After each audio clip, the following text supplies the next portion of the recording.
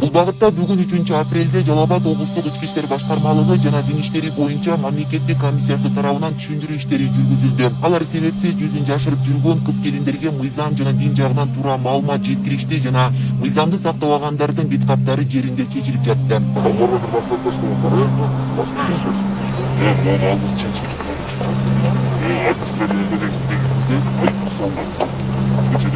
Yapkandardын көпчүлүк пайызы Сузак районунун жашоочулары. Dinda mana tushunchasi yaxshi ayollar buni tushunyapti. Lekin haligi telefonlardan haligi bu narsalarni o'qib olgan qizlar, yo masalan kelinlar endi bunga nimaga qarshilik qilyapti deb ular tushunmayapti. Lekin dinni yaxshi tushungan odamlar ular to'g'ri qabul qilyapti. Mana bu aytilayotgan bu zakon, ya'ni qonun ishga kirdi. Sizlarda iltimos kelinlarga, qizlaringlarga aytib qo'yinglar, ko'chada yurganda asha niqobni, asha shariat ko'targanda taqinglar. Nimaga masalan mana shu boshdagi bir parcha lattaga shuncha yopishish kurash? Odamlar takror aytyapmiz, biz bu narsani haligacha islom bilan kufr o'rtasidagi kurashligini odamlar tushunmayapti yoki tushunsa ham tan olgisi kelmayapti. Nimaga bir parcha lattaga kurash? Chunki agar mana shu narsa jamiyatda ko'payib ketsa, bu islom ustunligini alomati bo'ladi. Ular mana shu yo'ldan yoqtirmaydi. Buni tushunmagan johillar esa soqol islomdan emas, hijob islomdan emas deb o'sha tog'utlarga bayrog'ini yiqitishga yordam berayotgan odamlar ular. Bu qalbingda hijobing bo'lsin, qalbingda soqoling bo'lsin deydiganlar. Qalbingda hijobing bo'lsin, qalbingda soqoling bo'lsin.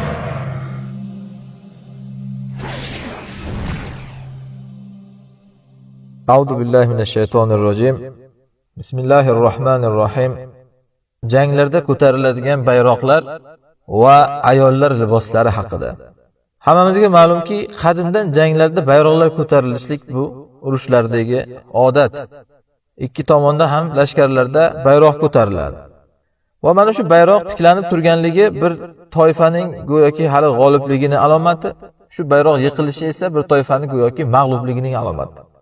Shuning uchun ikki tomon ham o'z navbatida mana shu o'zini bayrog'ini tiklash va muxolifning bayrog'ini yiqitishlik paydo bo'ladi.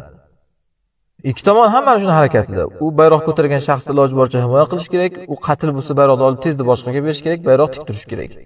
Chunki bu jangchilarning ma'naviyatiga ta'sir qiladi. Bayroq tik turganligi, ular jangchilar bayroqlar atrofida birlashadi, o'zlarini sheriklarini o'sha bilan tanishadi, o'zlarini o'sha bilan ma'naviyatlarini ko'tarishadi. Va dushman ham shu uchun birdaniga o'sha bayroqqa yopishadi, shu bayroq ko'targanlarni yo'qotishlik paydo bo'ladi. Demak, bu bir parcha latta aslida kishilarda shuncha bir ma'naviyatiga ta'siri bor bu narsani. Xo'p, o'z navbatida endi islomda ham islomni shiori bor. Bu ayollarda ko'riladigan mana masalamizga daxli ayollarning hijobi bu islomning mana shu shiori.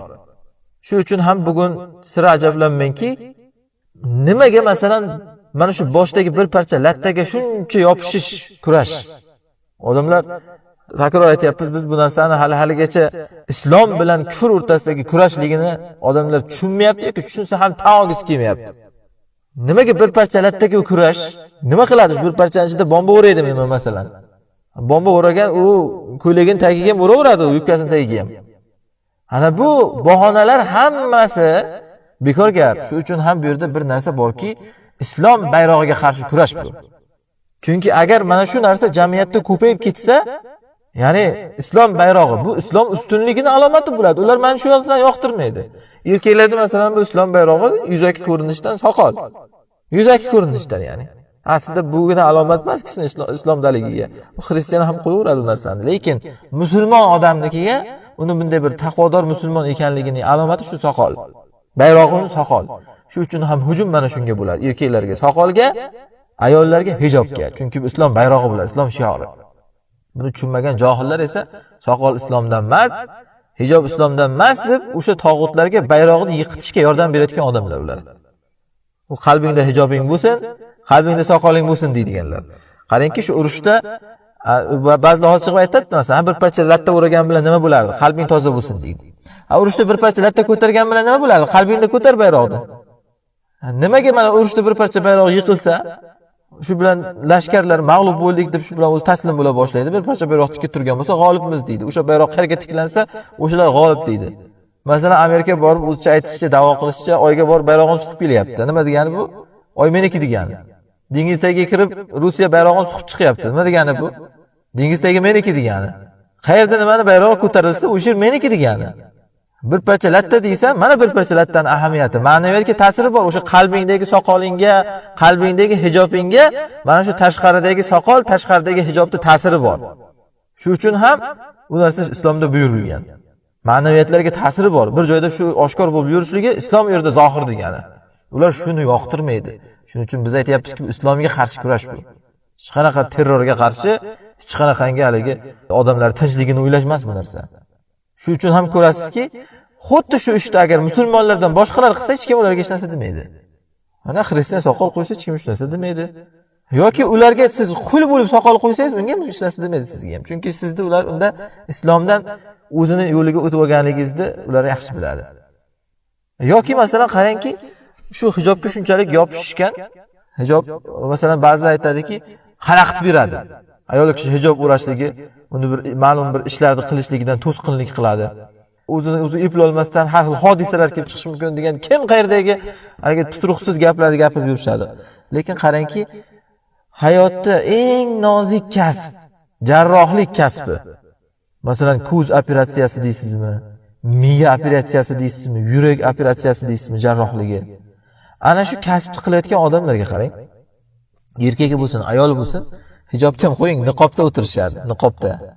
Qo'llari qo'lqopda. Hammasi qopda kiyim kiyib olgan bo'ladi.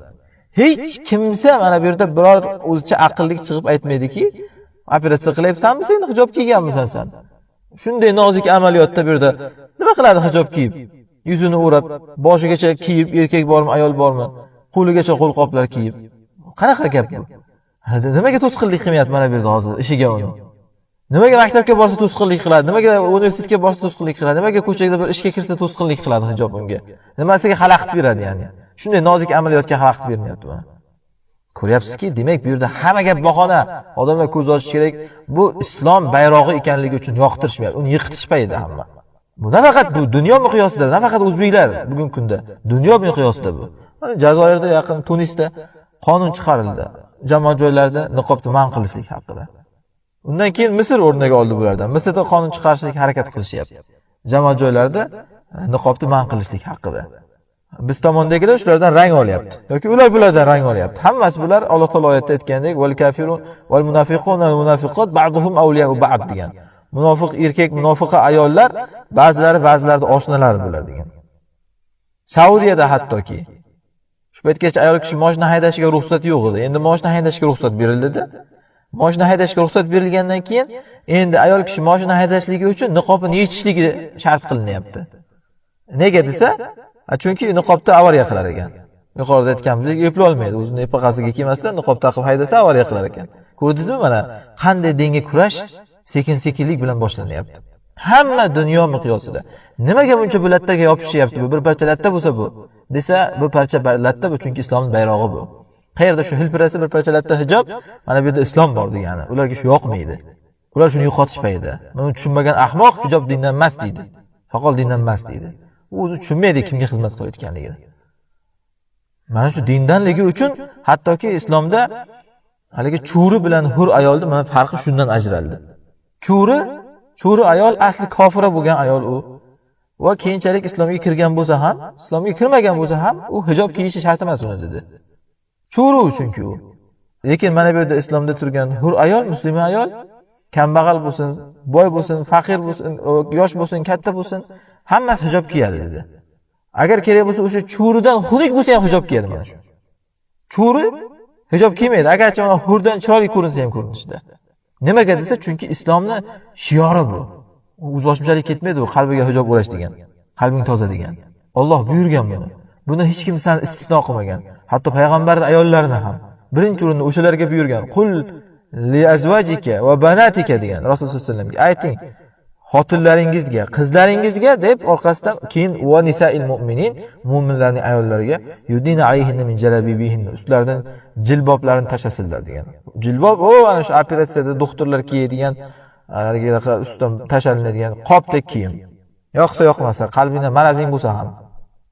Ajibda, bir odamni hozir hijobini yechishsa, ayolni tahqirlab, islomga qarshi kurash bo'lyapti desangiz, yo'q, bu islomga emas, ro'molga qarshi deydi. Ro'mol esa dindan emas deydi-da, hozir unda men seni davlatingni, bayrog'ingni olib kelib, oyoq osti qilib, oyog'im tagiga bossam, hojatxonaga ishlatsam, akramakumulloh. Bu keyin men ham aytsam bo'ladimi? Bu yo'q, sen davlatingga qarshi kurash emas, millatga qarshi kurash deb yo'qadimi? Masalan, nimaga bugungi kunda konstitutsiyaga tajovuz deydi? Nima u konstitutsiya? Tuvalet qog'ozdan boshqa narsa emas. Aslida. Nimaga endi shuni shunaqa desangiz, konstitutsiyaga tajovuz deydi?